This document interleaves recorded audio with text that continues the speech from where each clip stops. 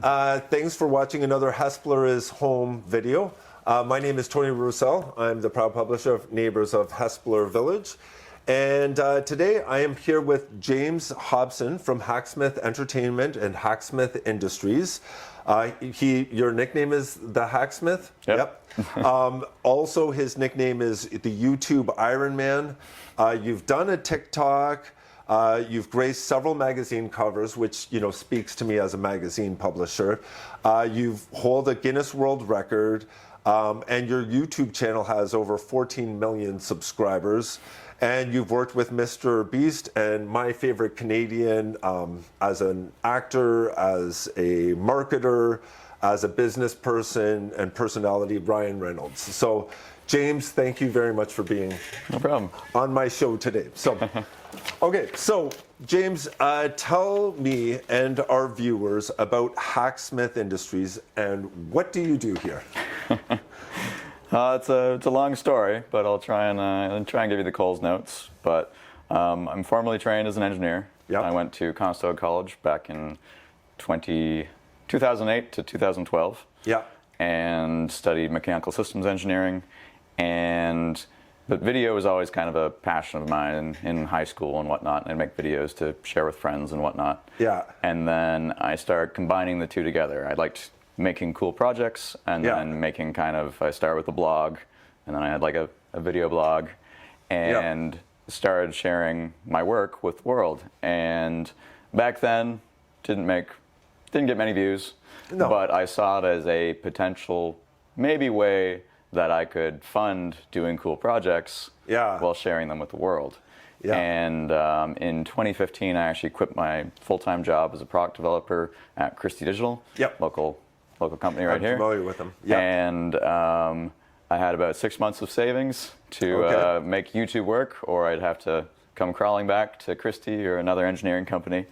But luckily that summer we cracked 100,000 subscribers, and then things kind of just kept growing. And that was 10 years ago now. Yeah. And we have grown out of the garage that I started in, grown out of a facility that we leased that was in Kitchener, and we now have our final home right here in Hespeler on Beaverdale Road. Yeah. And it's an amazing property, and today we're up to 50 employees, which is pretty crazy. Very, very, very easy to do, right? No, I'm just kidding. We'll get to that. So I don't think you mentioned, though, during that, what is some of the stuff that you make? Yeah, so some of the best projects that we're known for are real-life lightsabers that burn at 4,500 degrees Fahrenheit, so can cut through steel. We've done lots of Iron Man projects over the years, lots of Marvel projects, Captain America, Wolverine. I had my skull plated in a real-life adamantium. Oh, wow. And then I made sure it was bulletproof. Yes, okay, well that's good. We've done things like the bulletproof suit from John Wick, and that was actually in collaboration with the movie to promote John Wick 4, so that was really cool. And more recently, we've gotten into product development, so we're actually starting to sell things. Yeah. And the main thing we've had a lot of success with is the Smith blade. Okay. Yeah. And we ran a Kickstarter last August and raised $15 million to produce 40,000 of these. Wow. And we're actually manufacturing them right here at Herc in Hespeler. So that's how the company's expanded so much in the past few months. We were at 20 people 3 months ago. Now we're at 50. Wow, that's a bit of growth. A little bit, yeah. Hashtag fun times. So, okay. So when did you first get interested in engineering, and what did that journey look like from then to where you are today? And I think you might have touched a little bit about the progression, but. I always liked making things as a kid. I was very crafty. And you also loved comic books? A little bit. Okay, all right. Continue. I was actually homeschooled as a kid, and one of the hobbies I picked up was actually chainmail and wire art jewelry. Okay. So medieval armor, stuff like that. Yep. And that was actually one of the first businesses I ran. wasn't very good business. Okay. But I went to local craft shows and things. Yeah. That was just my first passion for making. When I went to high school, so I was homeschooled for grade school, and then I went to high school. Yep. I took integrated tech class. And at the time, I didn't really know what that was, but it sounded cool. Yeah. And as I started doing projects in tech class, I learned that's considered engineering. So then I was like, oh, okay, that's my career path. I'm going to be an engineer. Yeah. So I graduated, went to Conestoga College for mechanical systems engineering. Yep. And continued learning how things work and learning how to make things, and then applying that and making cool projects. And then where I came up with the concept for the YouTube channel was Halloween one year. Okay. I was working at a machine shop called Baumeier in Waterloo on Colby Drive. Yeah. And I was actually making parts for Christie Digital, funny enough. Yep. Everything's connected. Yeah. And it's a CNC shop. Yep. So I was a CNC monkey. I pressed buttons, made parts. Well, yeah. And I had this idea. I'm just like, man, it'd be really cool to like be Wolverine for Halloween, because I already had the Wolverine jacket. Yeah. Like, I just need to make some metal claws. So I actually machined a pair of metal claws, and that was kind of the first idea of this concept of make it real. Yeah. So that dated back to 2009. Wow. So that's when I actually first came up with like kind of the idea. Okay. It wasn't fully fleshed out, but that's where it was like, oh, you can make things that are real from the movies. Yeah. It was when I graduated in 2012 that YouTube opened up the partner program, which basically meant there was a potential of making money off the internet. And I was like, oh, that'd be cool. Yeah. So I started posting videos more often, and I was making like $1 a day from ad revenue. So not you much. could buy a coffee. Almost. Back then. But that is also when I did come up with the logo. Yeah. And the logo is obviously an anvil and a Swiss Army knife. Yeah. And Hacksmith is a play on words. Blacksmiths were the original maker. Yeah. Before everyone became specialized, the blacksmith was the tool maker. He made armor, he made weapons, you name it. He fixed horseshoes for horses and whatever. So a hacksmith is kind of the 21st century spin on that, where you're kind of a jack of all trades, but not necessarily a master of any, just a master of none. And that's where the name and the logo came together, and that was back in 2012. And I think because of the logo and the name, that's why we had so much success with the multi-tool. Yeah. Because at the end of the day, a multi-tool is a Swiss Army knife competitor. Yeah. And I've technically been priming the audience for 20 years. A slow burn. Very strategic, I'm sure.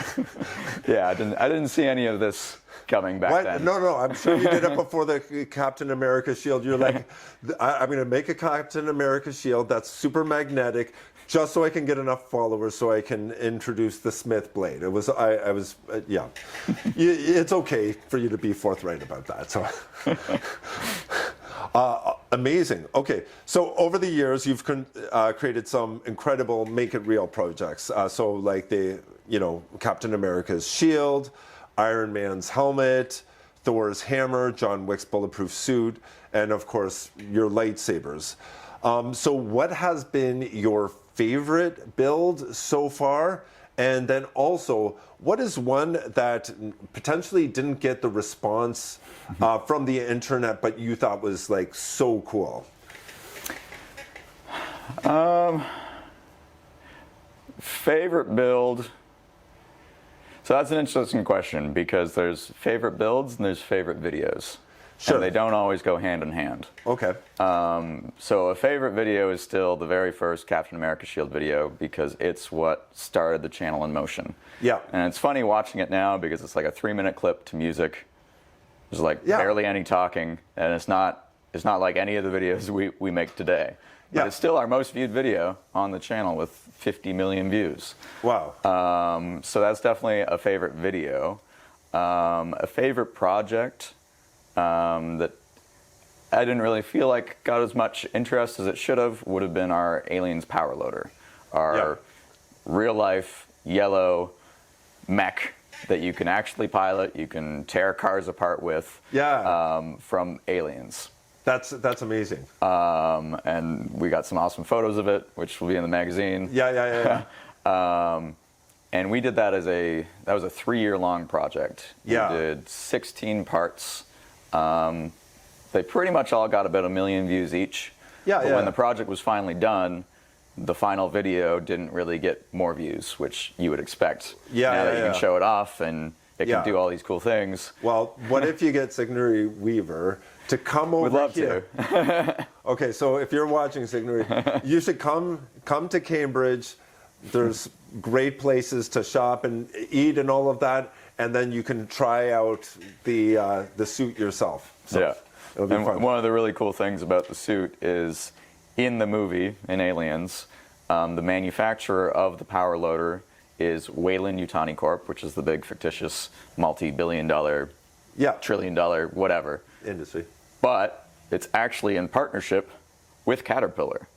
Oh. So in the movie, that's why it's Caterpillar yellow. You can actually see a cat logo on it. Oh. And they just thought that would be a cool, like, oh yeah, you know what? You know what company will probably be around in 100 years, which is when Aliens takes place? Probably Caterpillar. So that's why it's yellow. And I was actually able to partner with the real Caterpillar. That's amazing. And the base, the tank tread base that we used for the mech is actually a Caterpillar skid steer. That's amazing. So it's really neat because in that lens, we are Weyland-Yutani Corp. Caterpillar is Caterpillar.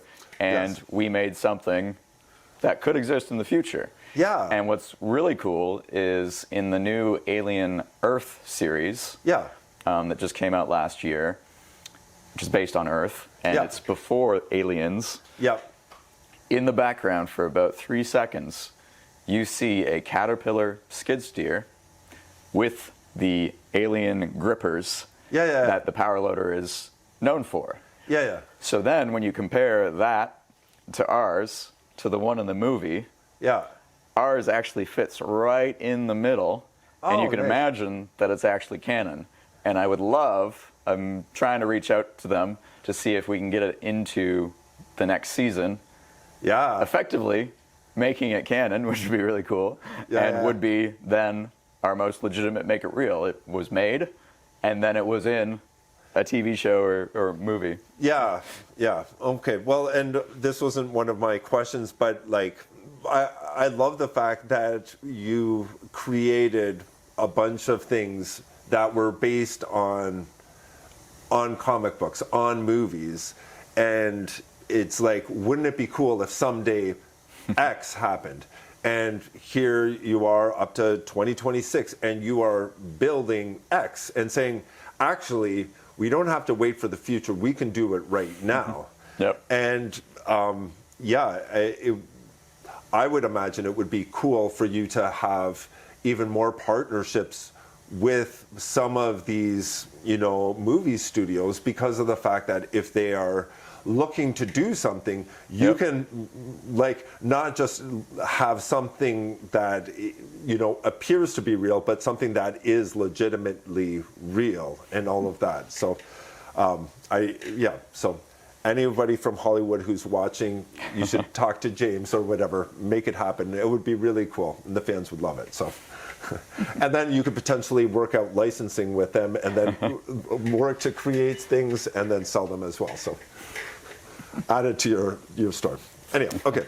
So back to my actual questions. So YouTube's obviously played a huge role in your growth. Now, when I checked your page, it was actually created on April 20th of 2006. So you're coming on your 20-year anniversary. So, so over half my life. Over half of your life. I was just at a UW event last night, and it's gotten to the point where now, like, I've been on YouTube longer than these kids who are engineering students have been alive. And the years keep coming. They do, yeah. So you've got over 1,300 videos, billions of views, and over 15 million subscribers.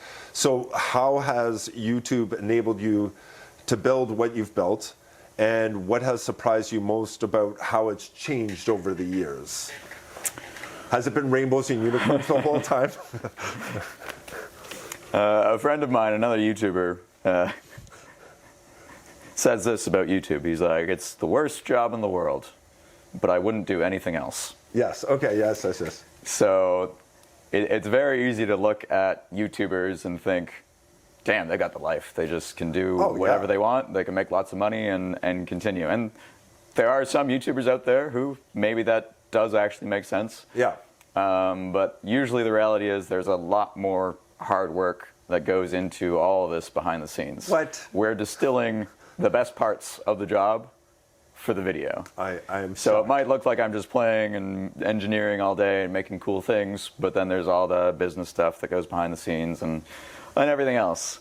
And maybe some of that's my own fault for growing this into a business as opposed to keeping it more of a solo YouTuber kind of thing. Yeah. And there's merits to both. I think there would have been a bit less stress. Yes. Yeah. But I'm ultimately very proud of what we've managed to create. Yeah. The company as a whole. Yeah. Yeah. Yeah. Well, with your company, like, you know, you've got 50 employees. So I would imagine with 50 employees, you're able to do more than just you in your garage, right? Or we made more projects in the garage days. Did you? Than we've ever made in any of these larger facilities. Interesting. And I think that's partially due to the issue with growing a business is things become more bureaucratic, even if you set out to be different. Oh, okay. It's just at a certain number of people, you need people managing people. You need support roles. You need all these different things, which unfortunately for us can take you further away from the part that you started doing the channel for, which was making cool stuff. Got it. So that was a bit of a surprise. Lots of lessons learned. Yes. If I was to do it again, if I could go back in time, would I do it exactly the same? Probably not. Probably not. No. But yeah. So, okay, I'm gonna skip a question. I'm gonna come back to question number 5 in case you're waiting and watching for this. So running a business isn't always the fun stuff people see from the outside. There's pressure, responsibility, and a lot happening behind the scenes because you've got 50 families that you're supporting. Yep. By taking this risk and saying, you know, I'm going to keep working on Hacksmith and keep doing cool stuff. So there's a real cost to that. So you have been open in the past about burnout and mental health. So how have you been doing lately? What has helped you manage everything, you know, without burning out? And, you know, like what have been some, like, I'm sure, I know in the past you have spoken with other YouTubers who've, you know, been dealing with a lot of this stuff as well. Like, what has been some kind of serenity for your now? I mean, speaking of Hespeler and where I live, like along the Speed River, that's definitely brought some much needed serenity to my life. YouTube's definitely a challenge because it basically requires you to be constantly on, which is very easy to lead to burnout. And I've stepped back from videos multiple times to try and take a break and get into a better state with some success, some steps backwards. But I can say over the past year, things in general have been quite a bit better. And the main reason for that, it's kind of a funny one, is I've started learning again. Oh, okay. So the thing that I did not see coming, starting a YouTube channel, trying to do what I love, was as the business grew and I ended up doing more business stuff, I got further and further away from the actual engineering and the making. Yeah. And I'd hire bright co-op students in the University of Waterloo, and they'd get to learn and do the thing. It's still my idea, so I was like happy that like my idea was coming to life, but I wasn't actually taking nearly as many opportunities to learn or enhance my skills and my abilities as a maker. Yeah. But one of the things that I did when we came to this property was I started building out this room we're in. Yeah. And this is my personal R&D lab, and it's Yeah. got pretty much every type of manufacturing technology in one room. And I needed that because at some point I realized I couldn't just make things when I wanted to, because we were running a business and machines were being used and everything else. So building out this lab, which has been 3 years in the making, it's basically done, has given me that ability again to work on things whenever I want. Yeah. Whether it's at noon or midnight, I can be in here working on projects. Yeah. And I've got an automated camera system in here. There's about a dozen cameras all around, which enables me to focus on the part that I really like, which is the making part, without having to think as much about the video. Because after doing YouTube for 20 years, making video is slightly less exciting than it used to be. What? And it's something that I procrastinate a lot because I want to do the making, and then once you're done the making, now here's this whole, well, now we got to make the video. Yeah. And it doesn't matter how excited you were at the start of the video, you might not be as excited by the time you're done. And unfortunately, that's the time that it's most important to be excited about the video, because the video is the product that the audience sees. And if you're not passionate about the video at the end of the process, then what's the chance that that video is going to be a good video? Because people can see whether or not you're like, what is the term, smizing, where you're smiling with your eyes or whatever. It's like, no, he's just like longing for bed right now. He's not really interested in talking to me. And so you want to make sure that, you know, if you're in, you're there. So, exactly. Yeah. So in between building out this lab and having the space where I can come up with an idea and have a prototype in an hour, that's helped a lot. But also in the past year, I've started utilizing a lot more AI tools to help me do things that I didn't think I could do. So I studied mechanical engineering.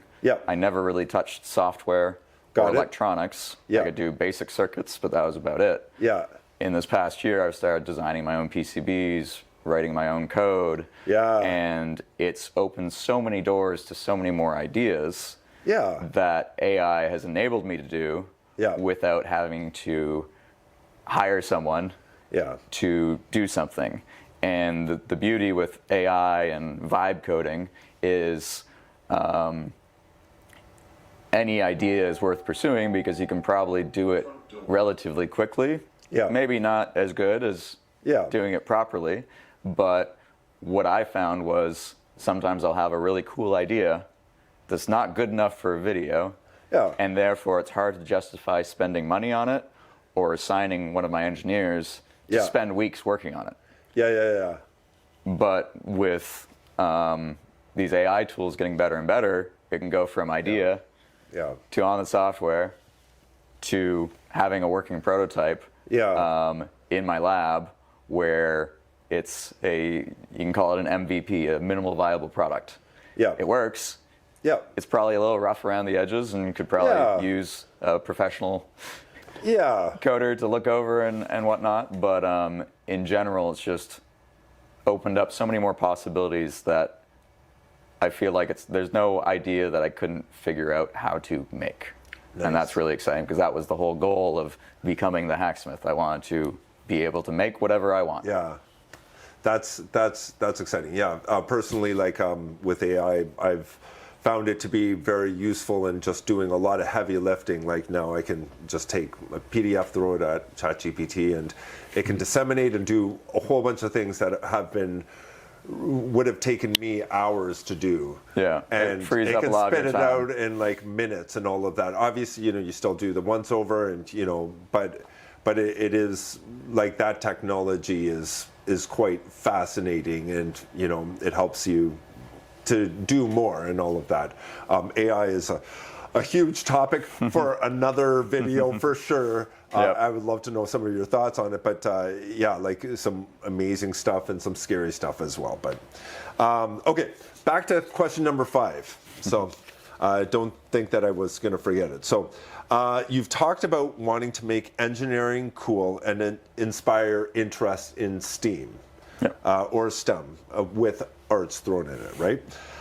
So have you seen the impact in real life? So have you made it real? And does that mission still kind of guide and motivate, what you choose to build day to day and what you do? Yeah, so very early on, I'll be honest, when I started out, I just wanted to make cool stuff. Okay. And then very quickly I realized, making cool stuff is inspiring to people who haven't made cool stuff. It is. And we started to see all these comments on our videos of like, you inspired me to go into engineering. I was like, yeah. Well, that's really cool. And then now that we've been doing it so long, those comments have changed from you inspired me to go to engineering school to you inspired me to go, I've graduated, and now I've been working in the field at my dream job or whatever, which is awesome, but starts to make you feel older and older. Well, and now, like last night when I was at the event at UW, now that I've been doing YouTube for 20 years, there are second-year engineering students who are the same age as YouTube. And hearing how like they were a fan of the channel in like grade school. Yeah. And now they're in university or graduated, working a career and whatnot. And that has definitely been very fulfilling and makes me feel good about like what we've been doing here. Yeah. Well, and so do you do a lot of talks at schools about engineering and all of that? Not as many as I should. I was at an event last night, and I would like to do more, but it's tricky balancing everything in my busy schedule. Are you still restricted to that annoying 24 hours that kind of restricts everyone else? Basically. And then you have a business. So like, this is information from I think 2 years ago. Like, it's $250,000 a month to run this place. Yeah. I'm not asking for the number for today, but like I would imagine as that might put a little pressure on you and to make sure that you keep it open so that way those 50 people can still come to work and get food on their tables. Yep. Okay. Well, thank you. Thank you for inconveniencing yourself and taking some hits for your mental health and all that, so that way you can make it a reality for these guys. I hope that they appreciate it. Okay. All right.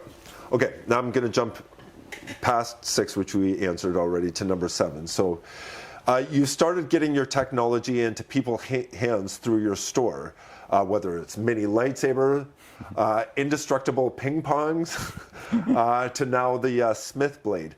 So what has that transition been like from content into products, and where do you see that going next? It's definitely the main path of the business moving forwards.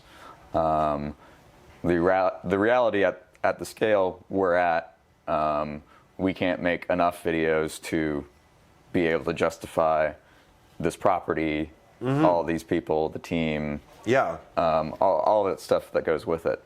And the reason we're able to is through product. Yeah. So when you think of a normal YouTuber, there's basically a few tiers of how you can make money. Okay. And the most basic is the ad revenue from YouTube. Yes. And that's like this much.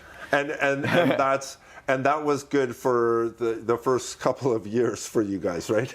If you keep it a solo YouTuber, you can live life large, even just off the ad revenue. Okay, all right. But if you become a bit more business savvy on YouTube and you grow an audience, you have the potential of doing dedicated advertisements for companies. Yeah. So outside of YouTube ads, you actually have a sponsor message in your video. Yeah. And typically those end up paying up to 10 times as much as the ad revenue would. Oh, okay.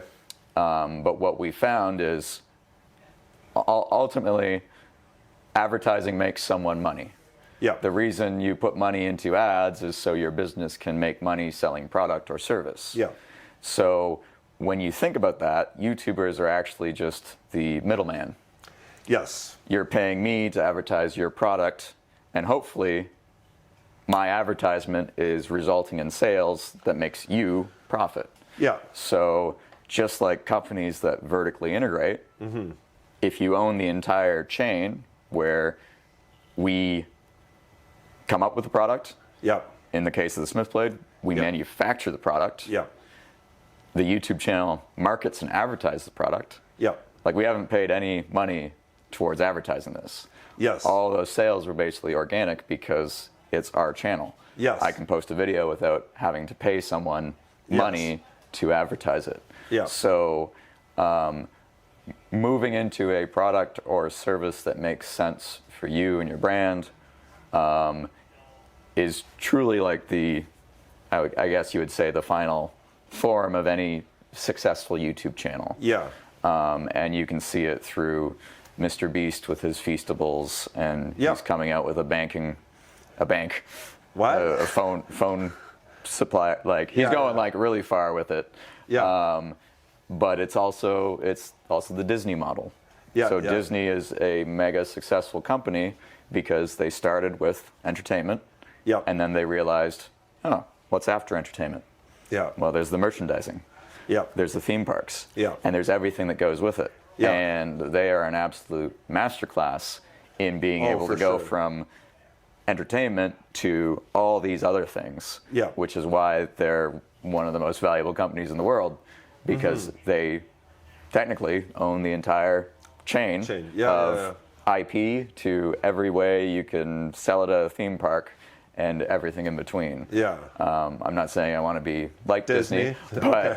but More in that it just goes to show that is the ultimate. Like, if you can find a product that really suits your brand and your audience resonates with it, Yeah. then there is lots of potential to be able to do well with that. Yeah. If you go and sell something that completely does not make sense, it's probably not going to do very well, and it's probably not very honest of you to sell a product that you don't actually stand behind. Yeah, for sure, for sure. Okay, well, thank you for that. Okay, so since this video was Hespeler is home, and a lot of our viewers are local. Like, you were born in Kitchener, right? Yep. Yeah. Okay. As was I, and you moved your business and yourself personally to Hespeler since I guess 2019, which here for 2019, right? No, it was actually 2022. 2022, you moved to this campus? Yeah, 2019 is when we moved to our first facility that we rented. Oh, and that okay. was actually on Four-Wheeler Road in Kitchener. Oh, okay. Oh, okay. Also near the Grand River, though. Okay, all right. Well, same Grand River.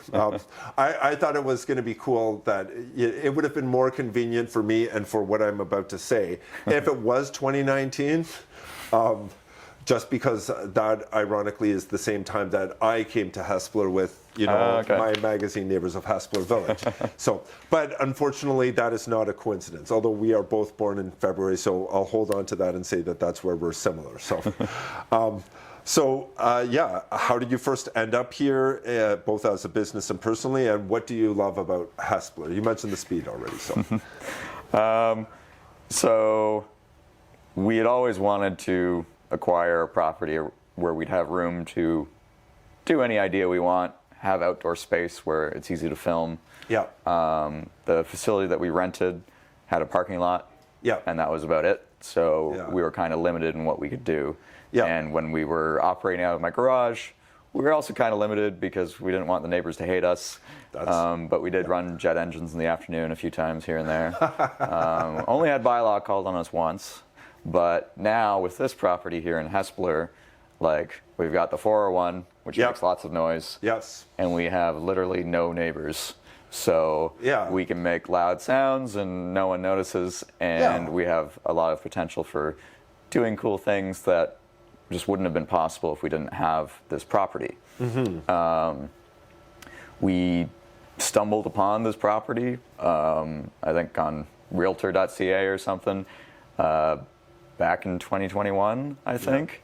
And as soon as we saw it and saw it's 18 acres, which is a lot of space. Yeah. And it wasn't overly expensive for what that was, mostly because the Speed River is over there. A big portion of the 18 acres is actually technically conservation area. Okay. Which means it can't be developed. Okay. Whereas if this was 18 acres of pure commercial real estate, Yeah, we wouldn't have been able to afford it. Yeah. But for us, we just want to have the space to be able to do things. Yeah. So we really lucked out with this property in that it didn't cost us what 18 acres would normally cost. Yeah. And it had a decent sized building on the property. Yep. There's some interesting history with the place. It was actually built by the Ministry of Environment back in 1986. Nice. And they were only here for like 5 or 6 years for some reason. Interesting. No idea why. And then very briefly, it was an automotive trade school called CATSA, Canadian Automotive Trade School something. Association. If you look closely on the paint on the wall on the other side, Okay. you can see kind of a shadowy imprint, and you can just Yes. barely make out those letters. And they were here in the 90s, and then this place was literally basically empty for almost 20 years until we took it over. They were just waiting for you. I guess They're so. like, something good. We're going to hold out. There was a landscaper who was taking care of the property, and I think he was a friend of one of the owners. Okay. So he lucked out because he had access to this whole property, and all he had to do was mow the lawn. Yeah. And then, unfortunately for him, we purchased the property and said, "All right, we don't need you anymore because this is our property." Oh, okay. All right. All right. But yeah, it's truly an awesome property, and getting to explore Hespeler more and Cambridge more. Most of my grade school and high school, I was very much in Kitchener, didn't come to Cambridge very often. Yeah. But now we've been really appreciating how nice Hespeler is along the Speed River, and it's nice how close things are. Yeah. That's cool. Yeah, because how many years ago did you move here? Just 2 years now. 2 years. Okay. Yeah. So, perfect. Okay. So this is the final question. So, what message would you want to leave with the people watching, especially those who call Hespeler home? Go anywhere you want with it. Meet your neighbors. You never know who's hiding out. It's a comment we've gotten a whole bunch where people, A, had no idea we were Canadian, Yeah. and B, had no idea we were right here in Hespeler. Yeah. And luckily, we're pretty easy to find now with the giant Thor hammer out front. Yes, that is a good people landmark. stop by and take photos. Last year, I think Hespeler was actually talking about renting the hammer from us and putting it downtown Hespeler for like a month or two. Yeah. And then I think they realized how big it was and it would take up the whole sidewalk where they were thinking. Yeah, I can't think of a good spot where there would be, space for it. It could potentially go in Forbes Park or whatever, but yeah. Anyhow, okay. Well, that's really cool. So, James, thank you very much for your time. We appreciate how you decided to take this crazy chance on yourself with your 6 month savings, and you pushed the world of science and engineering into the mainstream. Thanks for building some really cool and inspiring stuff. And thank you also for employing these 50 people who live here in the region and putting food on the table. I think you have a lot to be proud of. So thank you very much, James. Have a good day. Okay. All right. And for my viewers, if you know of another business here in Hespeler that you would like to see featured on the next video, just reach out and let me know. My information's at the end. And but if you, like, I don't believe this place is open for tours on a regular basis, but if you want to buy local, you can get either a mini lightsaber, a Smith blade at some point in the future once they've fulfilled their Kickstarter things. Yep. And what are some of the other fun stuff that they can buy from your? We've got quite a bit of apparel. Okay. Everything from playing cards to sunglasses. A really nice wallet that I still stand behind as one of the best wallets you can buy. Okay. I've got plans for an even better one though. Okay. And at some point in the near future, the Smith pants. The Smith pants. They've been 3 years in the making. I have 500 pairs. 500 just pairs. For me right now. Just for you. While we were testing out things and whatnot, but we're hoping to launch those soon too. Oh, okay. All right. Cool. All right. So support local, and thank you for watching, and thanks again for your time, James. Appreciate it. No problem. Awesome.